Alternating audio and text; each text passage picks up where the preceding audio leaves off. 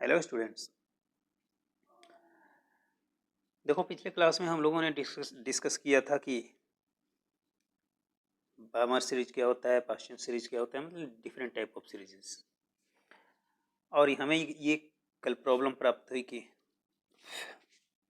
Sir किस formula का हम कहाँ यूज़ करें। तो चलो कुछ क्वेश्चंस करते हैं। First question is calculate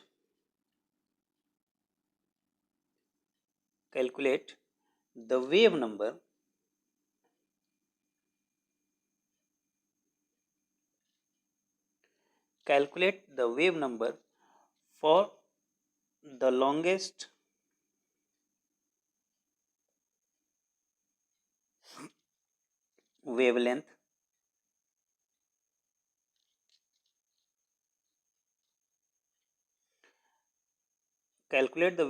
for the longest wavelength transition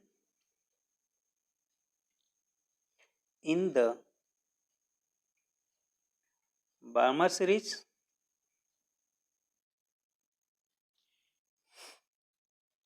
of atomic hydrogen. ठीक है, क्वेश्चन हमारा क्या है? Calculate the wave number. हमें निकालना क्या है? Wave number. Wave number means what? Wave number means nu bar, ये हमें पता करना है। For the longest wavelength transition in Balmer series, हमारे पास दो चीज़ें हमें पता है। Wave number we have to find and given Balmer series. तो सबसे पहले आपको ये देखना होगा कि बामर सीरीज मिलता कब है। तो बामर सीरीज का जो ग्राउंड स्टेट होता है वो कितना होता है? 2 और एक्साइटेड स्टेट 3। तो बस यहाँ से हम शुरू कर सकते हैं अपना solution.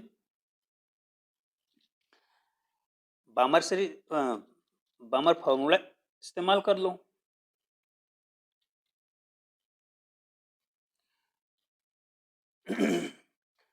New bar is equal to 1 upon lambda is equal to RH under bracket 1 upon n1 square minus 1 upon n2 square. Is that? RH की वैल्यू हमें पता होती है, n1 हमें पता है। यहाँ चलो ये भी देख लेते हैं। RH की वैल्यू कितनी होती है? 1.096 into 10 to the power 7 under bracket sorry. अब यहाँ से हम n1 लिख सकते हैं। n1 कितना है? 2 और n2 कितना है? 3। वैल्यू पुटअप कर दो, निकल आएगा easily. New bar is equal to क्या हो जाएगा? 1.096 इंटू 10 टू द पावर 7। ये 1.09677 भी होता है, 77 को इग्नोर कर लेते हैं।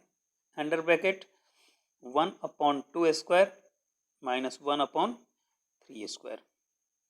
बताओ हमें क्या मिलेगा? 1.096 into 10 to the power 7 under bracket 1 upon 4 minus 1 upon 9। ये तो आप सॉल्व कर सकते हो easily. 1.096 into 10 to the power 7 multiplied by कितना हो जाएगा ये? बताओ। 36 9 माइनस 4 5 इज इक्वल टू, अब इसे अगर हम सॉल्व करते हैं तो हमारा रिजल्ट आएगा 5.4838 multiplied by 10 to the power 7 upon 36।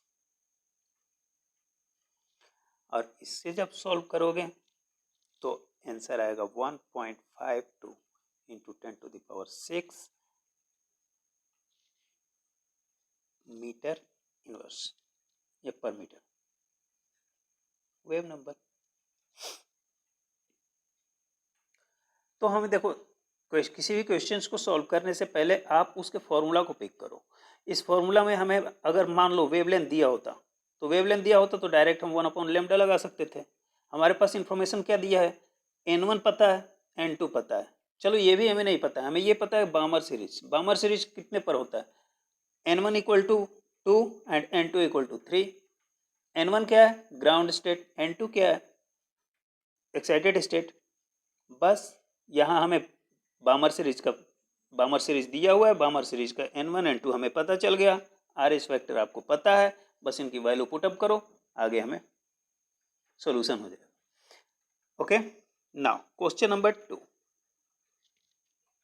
देखो, calculate the wavelength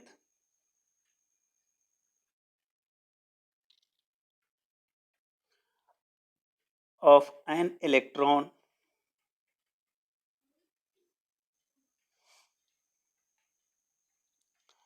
moving with a velocity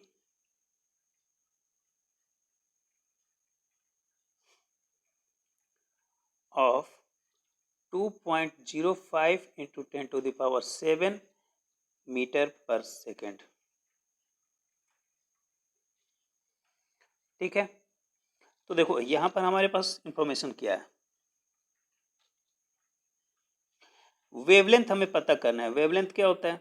lambda. ये हमें पता करना है। Of an electron moving with velocity, velocity हमें पता है कितना होता है, ये क्या है? v।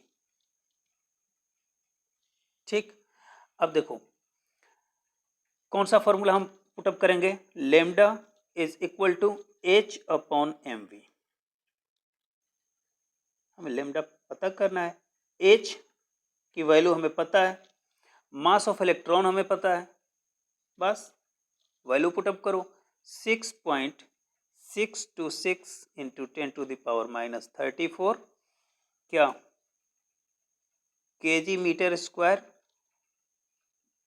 पर second upon mass of electron कितना होता है? 9.1 into 10 to the power minus 31 KG multiplied by what? Velocity दिया हुआ है 2.05 into 10 to the power 7 metre per second. आप इसे सॉल्व करो, easily you can find it. 3.55 multiplied by 10 to the power minus 11 metre. देखो एक चीज और, अगर आपका रिजल्ट 3.55 की जगह 3.56 आ रहा है, 3.58 आ रहा है, don't be worry, it will be correct. Approx value आती है, ये एग्जैक्ट वैल्यू नहीं आती, इस बात को आप हमेशा ध्यान में रखो। नेक्स्ट पॉइंट, कुछ क्वेश्चंस हैं जो आपको कंफ्यूज कर रहे हैं कि नहीं ये सर कैसे आएगा कैसे आएगा, ये पूछा गया था सर कौन सा फॉर्मूला हम कब यूज करें। Think which formula we have to use, what information we have in the questions. Like question number 3, this is the differ from all these two. The mass of an electron is 9.1 into 10 to the power minus 31। ठीक है जी, if its kinetic energy is 3.0 into 10 to the power minus 25 joule, then calculate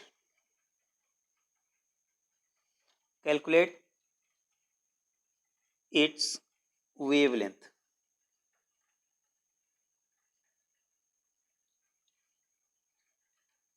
तो इसमें देखो हमारे पास information क्या है,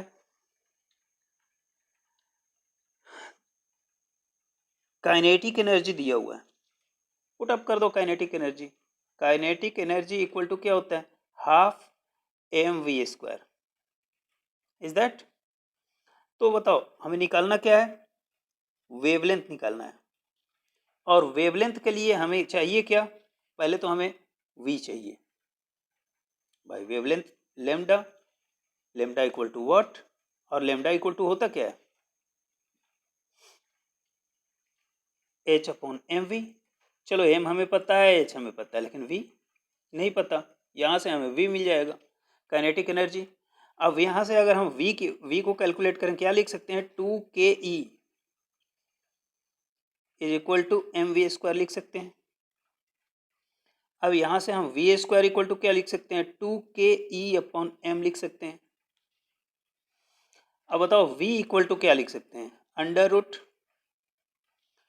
√2ke/m लिख सकते हैं, या हम इसी को ऐसे भी लिख सकते हैं कि 2ke/m whole to the power 1/2 लिख सकते हैं इसको। अब इनकी वैल्यू पुटअप कर दो कितना होगा, 2 into 3.0 into 10 to the power -25